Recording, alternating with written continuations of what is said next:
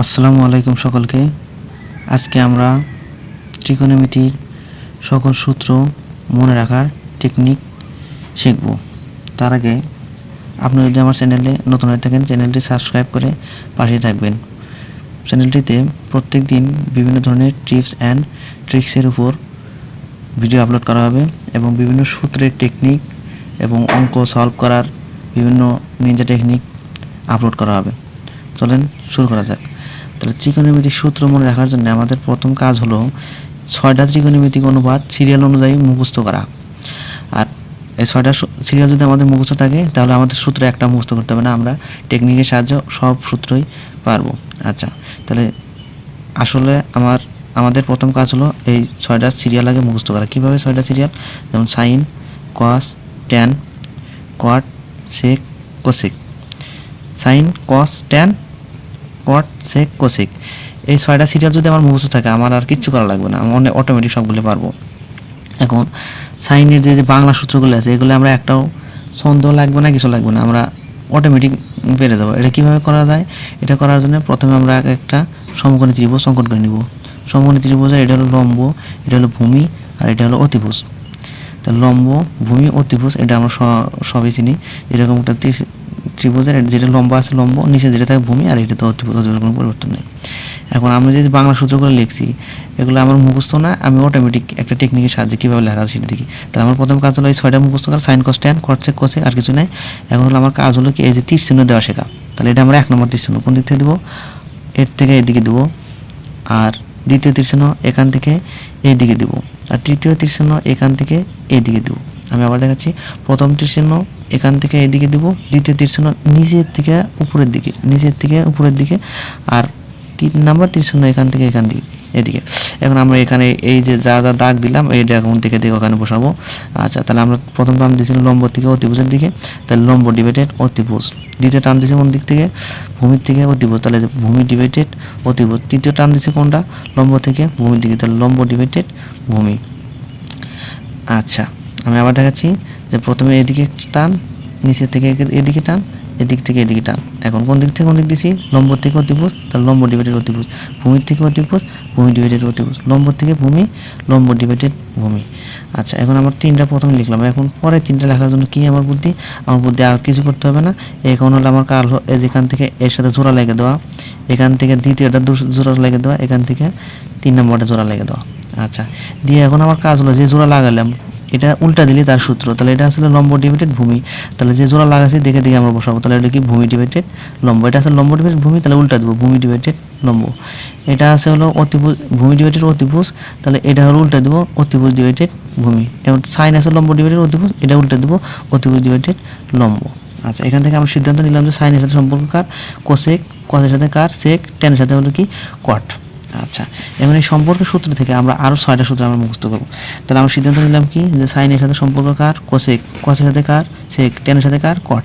তাহলে যার সাথে যার সম্পর্ক তার 1 ডিভাইডেড তার হলো সূত্র। তাহলে সাইনের সাথে কার সম্পর্ক? সাইনের সাথে সম্পর্ক হলো কোসেক, সুতরাং সাইন সমান লেখা যায় 1 ডিভাইডেড কোসেক। তাহলে সাইনের সাথে যার সাথে সম্পর্ক তার হলো 1 ডিভাইডেড তার সূত্র। তাহলে সাইনের সাথে সম্পর্ক হলো কোসেকের, সেটা সাইন সমান লেখা যায় হলো 1 ডিভাইডেড কোসেক। কসের সাথে সম্পর্ক হলো কার? সেক, তাহলে সুতরাং লেখা যায় 1 ডিভাইডেড সেক। ট্যানের সাথে সম্পর্ক কার? কট, ট্যানের সাথে সম্পর্ক কাট, তাহলে ট্যান সমান লেখা যায় 1 ডিভাইডেড কট। আচ্ছা, অনুরূপভাবে উল্টা মূলে থেকে যদি আমরা চিন্তা করি তাহলে কটের সাথে সম্পর্ক কার? ট্যান, তাহলে কটের সাথে সম্পর্ক যেহেতু ট্যান, তাহলে কট সমান লেখা যায় হলো 1 ডিভাইডেড ট্যান।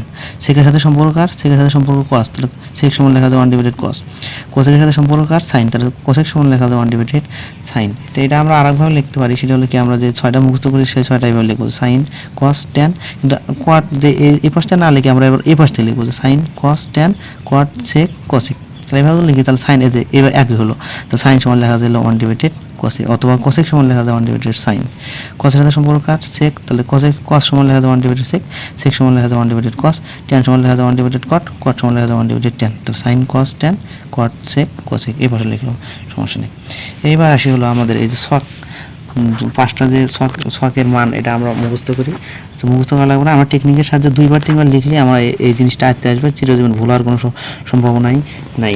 আচ্ছা, আমরা যে 6টা সিরিয়াল মুখস্থ করছি এই 6টা সিরিয়াল মুখস্থের মাধ্যমে আমরা এই শকটা মনে রাখতে পারি। আচ্ছা, তাহলে আমরা এই ছকটা মনে রাখার জন্য আমাদের যে কোনো দুইটা মান আমরা মুখস্থ করবো, আর তাছাড়া সবগুলো অটোমেটিক আমরা পেরে দেবো। সে কোন দুইটা মান মুখস্থ করবো? এক হলো যে সাইনের মানটা আর টেনের মানটা যদি আমাদের মাথায় থাকে তাহলে আর একটা মান আমরা মুখস্থ করতে হবে না, অটোমেটিক আমরা পেরে দেবো। তো সাইনেরটা মান মাথায় রাখার জন্য আমরা একটা সংখ্যা মনে রাখতে পারি, সেটা মনে রাখতে পারি কি যে 113। সাইনেরটা মনে রাখার জন্য আমরা মনে রাখতে পারি কি 113। তাহলে এই 113 সংখ্যাটা আমার মনে থাকলে তাহলে সাইনেরটা আমরা লিখতে পারবো। আচ্ছা, আর টেনেরটা মনে রাখবো খালি শুধু 1/√3, আর কোনো কিছু মনে রাখতে হবে না। সাইনেরটা হলো 113 আর টেন হলো 1/√3, এছাড়া আর কিছু মনে রাখতে হবে না, আমরা অটোমেটিক ছকটা লিখতে পারবো। কীভাবে লিখি তাহলে আমরা দেখাচ্ছি। তাহলে আমাদের প্রথম কাজ হলো যে 0, 30, 45, 60, 90, কিন্তু উচ্চতর গণিতের মধ্যে 9, 10-এর উচ্চতর গণিতের ভিতরে দেওয়া আছে 30-এর জায়গা দেওয়া আছে π/6, π/4, π/3, π/2। এটা ঘাবড়ানোর কিছু নাই, কারণ হলো কি এই পায়ের মান হলো 180, এই পায়ের মান হলো কি 180। তাহলে 180কে আমার একটা সংখ্যা দ্বারা ভাগ দেওয়া হলো যাতে এই 30 সংখ্যাটা আসে। তাহলে 180 যদি আমরা 6 দ্বারা ভাগ দিই তাহলে 30 সংখ্যা আসে। তার মানে কি এই 180 6 দ্বারা ভাগ দিলে হয় 30, 180 4 দ্বারা ভাগ দিলে 45, 180 3 দ্বারা ভাগ দিলে হয় কত 60। তো এটা ক্যালকুলেটর ব্যবহার করলে মানটা পেয়ে যাবে, অথবা বসে দিলে হবে। যেমন ধরো যে আমরা যদি 180 যদি 6 দ্বারা ভাগ দিই তাহলে 0 বাদ, তাহলে 18 যদি 6 দ্বারা ভাগ দিই তাহলে 3 হয়, তাহলে 3 আর 30। 180 যদি আমরা 4 দ্বারা ভাগ দিই তাহলে হয় কত 45। 180 যদি 18 যদি 3 দ্বারা ভাগ দিই তাহলে 6, তাহলে 60 ডিগ্রি। 18 যদি 2 দ্বারা ভাগ দিই তাহলে 9 2 18, তাহলে 90, এইভাবে। আচ্ছা, তাহলে আমরা মনে রাখবো হলো কি সাইনেরটা টেনেরটা। সাইনের মান হলো কত 113 আর টেনেরটা হলো 1/√3, আর কিছু মনে রাখতে হবে না। আচ্ছা, তাহলে সাইনেরটা আমাদের প্রথম কাজ হলো এইটা এই করে নিয়ে আমরা 6টা অনুপাত আগে লিখে নেওয়া। তাহলে sine cos tan cot sec cosec, অনুপাত কিন্তু 6টা কোনোভাবেই ভুল করা যাবে না। এই কটা মাথায় থাকলে তাহলে আমাদের কোনোটাই সূত্র মুক্ত করলাম না, এটা মুক্ত করলাম না। তাহলে সাইনেরটা আমরা লেখার জন্য কীভাবে টেকনিকটা কীভাবে ব্যবহার করতে পারি? প্রথমে বসাবো 0 আর শেষে বসাবো 1। প্রথমে 0, শেষে হলো 1। তারপর আমরা যে সংখ্যাটা মুখস্থ করি সেই সংখ্যাটা বসাবো, সেটা কত 113, 1 1 3। তাহলে আমরা 113 লিখলাম, √2 এটা আগে কিছু বসানোর দরকার নেই, আমরা 113 লিখবো। 113 101 1 3 লিখলাম। তারপর সবগুলো নিচে একটা করে 2 দিয়ে দেবো, এর নিচে 2, এর নিচে 2, এর নিচে 2। এখন আমার কাছে 3 শেষের স্টেপ হলো কি এই যে এখানে একটা রুট দিয়ে দেবো, এখানে একটা রুট দিয়ে দেবো, আমার সাইনেটা মুক্ত হয়ে গেছে। তো সাইনেটা আমি আবার দেখাচ্ছি। প্রথমে হলো 0 লিখবো, শেষেটা হলো 1 লিখবো, তারপর লিখবো কত 113 1 1 3। তারপর সবগুলো নিচে একটা করে 2 দিয়ে দেবো, সবগুলো নিচে একটা কী করে দেবো 2 দিয়ে দেবো। দেওয়ার পর এখানে একটা রুট দিয়ে দেবো, এখানে একটা রুট দেবো, তাহলে সাইনেরটা আমার মুখস্থ হয়ে গেলো। কসেরটা আমার লেখার আগে দরকার নেই, আমরা যেটা মুখস্থ জানি সেটা আমাদের লিখি। টেনেরটা লিখি। টেনেরটা লিখবো প্রথমে হলো 0 আর শেষে লিখবো অসংজ্ঞায়িত। অসংজ্ঞায়িত মানে আর কোনো মান নেই, ইনফিনিটি। অসংজ্ঞায়িত ইনফিনিটি। আচ্ছা, তাহলে আমরা টেনেরটা মাথায় রাখার জন্য তাহলে আমরা এখানে একটা টেকনিক দিচ্ছি যে কি যে tan 0 1/√3 উপর নিচ অসংজ্ঞায়িত, এর কিছু লেখার দরকার নেই, আমরা এইভাবে লিখবো, দেখাচ্ছি। তাহলে টেনেরটা হলো প্রথমে 0, শেষে হলো কি অসংজ্ঞায়িত। তারপর লিখবো কত 1/√3, 1/√3। এবার উপরেরটা লিখবো, নিচেরটা লিখবো, শেষ। আবার দেখাচ্ছি tan 0 অসংজ্ঞায়িত 1/√3 আমরা মুখস্থ জানি। এবার লিখবো একবার উপরেরটা লেখা হয়েছে, এবার লিখবো নিচেরটা। তাহলে উপরেরটা হলো 1, নিচেরটা হলো √3, এই √3 লেখা হয়ে গেছে।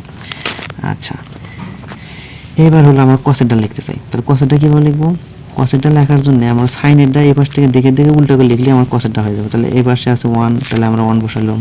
√3/2 এই √3/2, 1/√2 1/√2 1/2 1/2 বসাইলাম। 0 আছে 0 বসালাম, আমার কসেরটা হয়ে গেছে।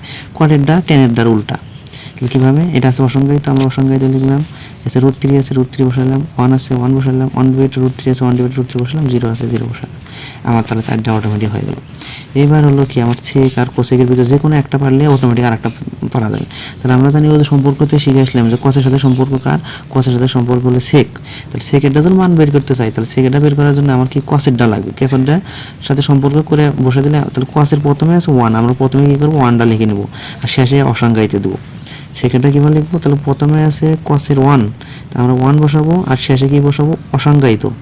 আচ্ছা, এখন মাঝখানেটা কীভাবে লিখবো? এখন আমরা কসেরটা উল্টে দেবো, এটা আছে √3/2, তাহলে আমরা বসাবো হলো 2/√3। তাহলে কসেরটা আছে √3/2, সেকেন্ডটা বসাবো কত 2/√3। আচ্ছা, কসেরটা আছে 1/√2, তাহলে আমরা বসাবো √2/1, তাহলে নিচের কিছু 1 এর কোনো দাম নাই, তাহলে √2। এটা আছে 1/2 টু, তাহলে বসাবো 2/1, তার মানে কি 2 নিচের মনের কোনো দাম নাই, সেটার মানে এটার মানে হলো কত 2। সেকেন্ড আমি আবার দেখাচ্ছি, সেকেন্ডের সম্পর্ক হলো cos, তার প্রথম মান আছে 1 বসাবো, শেষ হলো অসংখ্যাতে বসাবো। এবং cos-এর যে মানটা আছে এটাকে উল্টে দেবো, এটা আছে √3/2, এটা উল্টে, তাহলে 2/√3, 2/√3, এটা আছে √2/1, 1/√2, আর বসাবো হলো কি √2/1, তাহলে √2/1, এটা আছে 1/√2, বসাবো 2/1। আচ্ছা, আরও সংখ্যাতে থাকে। এখন আমরা cosecটা লিখতে চাইলে এটা এই পাশটা দিকে লিখবো, তাহলে অসংজ্ঞায়িত, এই যে 2, এই যে √2, এই যে 2/√3, এই যে হলো 1। cosecটা আমার সেকেন্ডে উল্টা পাশটায় লিখলে হবে কি অসংজ্ঞায়িত 2√2, 2/√3, এই 1। আচ্ছা, এবার আরেকটা সূত্র, এবার হলো অনের সূত্র। অনের সূত্র তিনটা, অনের সূত্র তিনটা মনে রাখার জন্য অনের সূত্র একটা হলো প্লাসের সূত্র আর দুটো হলো মাইনাসের সূত্র। আচ্ছা, তাহলে অনের সূত্র মনে রাখার জন্য প্রথম টেকনিক হলো সবগুলো অনুপাতের উপর একটা স্কোয়ার দেবো, স্কোয়ার বসাই দেবো। আচ্ছা, দিয়ে তারপর আমরা সূত্রগুলো লেখা যাবো। কীভাবে লিখবো, তাহলে আমরা তো জানি না, আমি মুখস্থ করছি একটা যে sine cos tan cot sec cosec, আমরা লিখে নেওয়ার পর সবগুলো ঘাড়ের উপর একটা করে স্কোয়ার দিয়ে দেবো। দেওয়ার পর এখন কীভাবে লিখবো, সাইন আর কসের মাঝখানে একটা প্লাস দিব, আর দুটো তীর চিহ্ন ব্যবহার করবো। একটা হলো সেকের থেকে টেনের দিকে, সেকের থেকে টেনের দিকে, কোসেকের থেকে কটের দিকে, সেকের থেকে টেনের দিকে, কোসেকের থেকে কটের দিকে, আর এখানে একটা মাইনাস চিহ্ন ব্যবহার করবো, আর কিছু মনে রাখতে হবে না। তাহলে আমরা 6টা সিরিয়াল লিখবো, লেখার সবগুলো ঘাড়ের উপর স্কোয়ার দেবো, সাইন আর কসের মধ্যে একটা প্লাস দেবো, সেকের থেকে টেনের দিকে একটা তীর চিহ্ন, কোসেকের থেকে কটের দিকে একটা চিহ্ন। আমি যেভাবে তীর চিহ্ন দিচ্ছি এইভাবেই ব্যবহার করতে হবে, উপর থেকে কিন্তু না, নিচের থেকে। সেকের থেকে টেন, কোসেকের থেকে কট, আর মাঝখানে একটা মাইনাস, তার মানে কি sine square plus cos square সমান 1, sine square plus cos square সমান 1, sec square minus tan square সমান 1, sec square minus tan square সমান 1, cosec square minus cot square সমান 1। এইগুলো আমার হলো অনেক সূত্র গেল। এবার হলো ব্যতিক্রম সূত্র। ব্যতিক্রম সূত্রটা একটু মাথায় নিলে, ট্যান সমান হলো কি সাইন ডিভাইডেড কস, আর কোয়াটটা হলো কি এটা উল্টা দিলি কস ডিভাইডেড সাইন। ট্যান হলো সাইন ডিভাইডেড কস, কোয়াট হলো কি এটা উল্টা দিলি কস ডিভাইডেড সাইন। এই দুটা, এই কটা সূত্র মুখস্থ করলে আমার ত্রিকোণমিতি সকল সূত্র হয়ে গেলো। তো এরপরে ক্লাসটা কেমন লাগলো অবশ্যই কমেন্ট করে মন্তব্য জানাবেন, আর অবশ্যই লাইক করবেন, সাবস্ক্রাইব করবেন। আর আপনাদের একটা লাইক এবং একটা সাবস্ক্রাইব এবং আপনাদের কমেন্ট আমাদের পরবর্তী ভিডিও বানাতে অনুপ্রেরণা করবে। কোন চ্যাপ্টারের উপর এর পরবর্তী ভিডিও দরকার কমেন্ট করে জানান, আমরা চেষ্টা করব সেই অধ্যায়ের উপর ভালো কোনো টেকনিক নিয়ে আসার। আচ্ছা, সকলকে ধন্যবাদ। আসসালামু আলাইকুম।